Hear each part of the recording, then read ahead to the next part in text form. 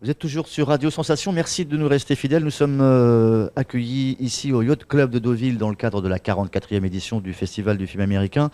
On parcourt un peu donc les activités et l'actualité touristique entre autres et culturelle des communes environnantes, en particulier Deauville, et on s'est intéressé, une fois n'est pas coutume, à un événement qui revient sur une grande période de l'histoire. C'est la guerre 14-18 qui s'est déroulée sur la côte fleurie. Des choses que peut-être étaient sorties un peu de l'imaginaire des gens. Et pour remettre un peu ce fait sous la lumière, je reçois Lionel Duhaut. Bonjour. Bonjour. Archiviste, comme on dit entre guillemets, mais plus pompeux, responsable des archives et un peu de la mémoire de Deauville. Oui, c'est votre véritable fonction. Oui, archiviste. Oui, archiviste. Petite question toute bête d'étudiant, comment on arrive justement à cette profession ? Eh bien, on arrive actuellement, en tout cas, parce que moi, ça n'a pas été mon parcours, parce qu'à mon époque, les parcours actuels n'existaient pas. En fait, on fait des études d'histoire, généralement, et ensuite, enfin, jusqu'au niveau licence, et ensuite, on fait un master professionnel archivistique. Ok, ça n'a rien à voir avec... C'est pas le bibliothécaire de l'époque qui savait tout sur... Non. D'accord. Maintenant, les métiers sont bien spécifiques. Et vous passez pas votre vie dans une cave ? Non, ça c'est le cliché habituel. Non, vous savez, maintenant les archivistes sont branchés aux nouvelles technologies, qui sont plus si nouvelles que ça, mais bon voilà. D'ailleurs, vous n'avez pas de poussière sur vos cheveux, ni de toile d'araignée sur vos vêtements. Je les ai nettoyés avant de venir. Très bien. Vous avez aussi commis un excellent ouvrage qui s'appelle La marine militaire romaine. Alors, c'est pas un ouvrage, en fait, c'était un article. Un article, c'était en 2017. Voilà, oui. C'est ça, et puis vous avez écrit d'autres livres sur l'histoire sociale et industrielle de Deauville notamment. Et vous avez à votre disposition beaucoup d'archives sur Deauville. Malheureusement, il y a eu 2 incendies, je crois, 1840 et 1880, qui ont fait brûler quasiment toute l'histoire de la création de la ville. Alors, toute l'histoire, oui, en partie. Si vous prenez par exemple les registres de délibération du conseil municipal, la série ne commence qu'en 1835, parce que tout ce qui était avant était détruit. D'accord. Donc on n'a rien sur la création même de la ville ? Non, en fait, la ville, enfin le village existait depuis le Moyen-Âge, vraisemblablement. Donc c'était une centaine d'habitants sur le coteau. D'accord. Voilà. Ok. Et donc c'est à partir de 1859-1860 que les choses ont commencé pour la station balnéaire. Est-ce que ça veut dire que les élus de l'époque ne tenaient pas trop leurs archives ? Non, c'est différent. Vous savez, à cette époque. On les entassait et puis. Non, c'est pas ça. C'est que à cette époque-là, donc avant 1860, la mairie était dans les bâtiments de ferme du maire. D'accord. Et en 1840, c'est ce qui s'est passé. C'est l'aile, la grange où était la pièce qui servait de conseil municipal a brûlé. D'accord, et c'était du bois, donc tout est parti. De la paille sans doute, qui était à côté de la pièce, et tout est parti en fumée.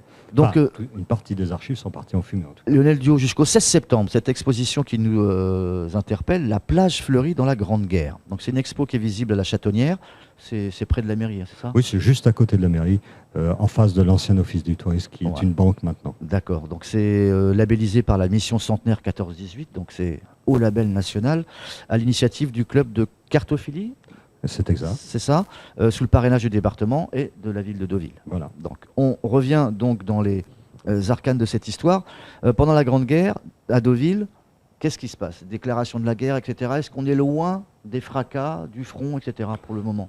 Oui, mais c'est pas... On continue à vivre tranquillou ? Non, parce que en fait, dès la déclaration de guerre, les plans de l'état-major prévoyaient l'installation d'hôpitaux dans la station balnéaire, étant donné les équipements...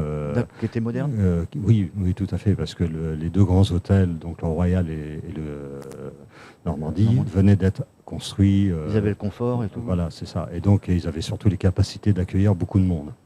Donc on a pensé déjà aux blessés. Voilà, c'était dans les plans de l'état-major. Mais ici, même sur Deauville et les alentours, il n'y a pas de casernement, il n'y a pas de régiment. Non. Donc en fait, on vit la guerre un peu de loin au début. Au s'en départ, aperçoit que lorsque les premiers blessés arrivent. Mais ils arrivent très tôt. Ils arrivent très tôt. Alors, et l'autre facteur qui fait voir la guerre, en fait, c'est l'arrivée des réfugiés.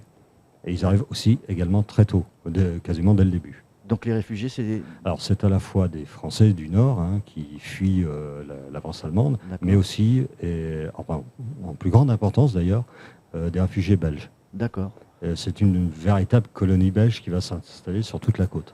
Alors, les hôpitaux militaires et maisons de repos pour les soldats français sont installés dans l'Hôtel Royal, les salles du casino, l'orphelinat Saint-Joseph, qui est maintenant donc les franciscaines, et la pension Marianne. La pension Marianne, c'est quoi? Alors la pension Marianne, c'est une sorte d'hôtel, oui, Qui n'existe plus là? je crois pas, non. Et D'accord. donc qui a été mis à disposition par les propriétaires pour accueillir des blessés. Parce Et que, on dénombre à l'époque 1000 lits et 300 infirmières. oui, tout à fait. Donc c'est énorme. Important. Oui. Il faut dire qu'il y avait deux catégories d'hôpitaux. Il y avait les hôpitaux qui étaient réquisitionnés par les autorités militaires, et vous aviez aussi des hôpitaux qui étaient créés par des civils, et avec l'appui de la Croix-Rouge ou d'autres organisations humanitaires. Donc on parle d'infirmières connues, Oui. que moi personnellement j'ai du mal à situer. Marthe Chenal, c'est qui cette dame?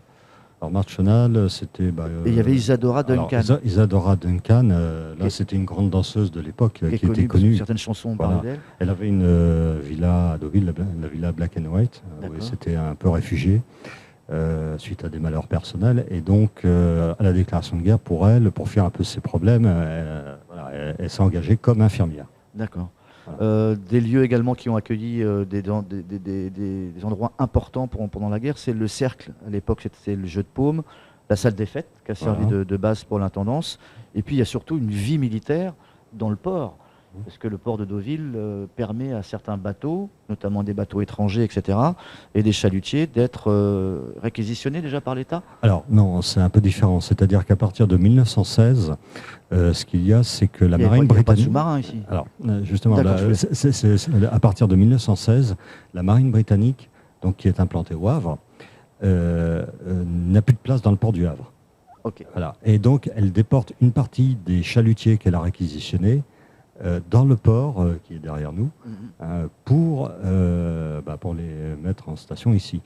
Voilà. Et en fait, c'est un fait très peu connu. Dans la Manche, il y a quand même eu une guerre maritime, notamment sous-marine, parce que plusieurs bateaux, c'est ce qu'on a vu en faisant les textes de l'exposition, c'est que il y a eu des pertes de chalutiers. Et les sous-marins allemands Non, voilà, c'est qui ça. ont donc coulé des bateaux britanniques et français. Français, des bateaux de pêche, des bateaux de commerce. Voilà, c'était l'histoire de faire le blocus. Il y a aussi une guerre maritime, de mines, pardon, parce que les Allemands posaient des mines, notamment à l'entrée des ports, pour couler des bateaux. Donc, ces chalutiers servaient à la fois à la lutte anti-sous-marine, mais aussi certains autres bateaux servaient à la lutte anti-mine. Ça veut dire que la guerre 14-18 est presque arrivée au port de Deauville. Oui, du point de vue maritime, oui. Du point de vue maritime, d'accord. Beaucoup de soldats, notamment du Commonwealth, du Royaume-Uni et de leurs différentes colonies. On parle de 20 000 soldats, mais il faut les loger.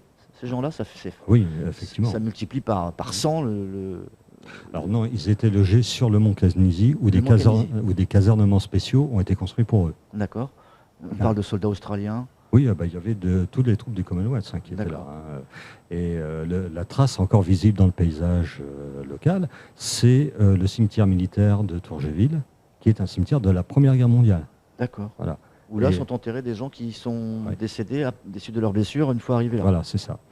Et aussi, il y avait des prisonniers allemands qui étaient là pour servir de manœuvre pour le camp. D'accord. Et certains sont enterrés ici d'ailleurs. Une petite question un peu artistique. Est-ce qu'on sait si Coco Chanel était là en 1900 Alors, oui. Il paraît qu'elle a ouvert sa boutique à cette époque-là. Oui, elle a ouvert sa boutique juste avant la guerre. Ouais. Elle a resté un peu et puis après elle est partie. Elle est partie. Il y avait le train, chemin de fer aussi qui amenait des soldats ou pas du tout? Oui, alors il y avait la ligne Tourgéville, Paris-Deauville évidemment, ouais. Mais justement pour alimenter le camp et permettre le transport des soldats, il y a une ligne spéciale à petit écartement qui a été construite. C'est une Decauville, une ligne Decauville qui a été construite justement de la gare, je pense, et qui passait par Tourgéville pour alimenter le camp et faire le transport des soldats. D'accord. Alors Lionel, merci en tout cas d'avoir accepté notre invitation. On rappelle les dates précisément. Vous avez un ouvrage, là c'est un ouvrage sur le conflit? Oui, c'est la plaquette qui a été réalisée, donc qui reprend le texte et les illustrations des panneaux d'exposition. D'accord. Donc qui est à disposition du public pour une modique somme. Donc on rappelle, l'exposition, elle est visible jusqu'au 16 septembre. 16 septembre. Quel endroit ? Et donc à la Châtonnière. À la Châtonnière. Et donc, juste pour dire, il y aura, je ferai 2 visites guidées le samedi 15 et le dimanche 16 lors des Journées du patrimoine. Très bien. Merci, à très vite. Merci à vous. Au revoir.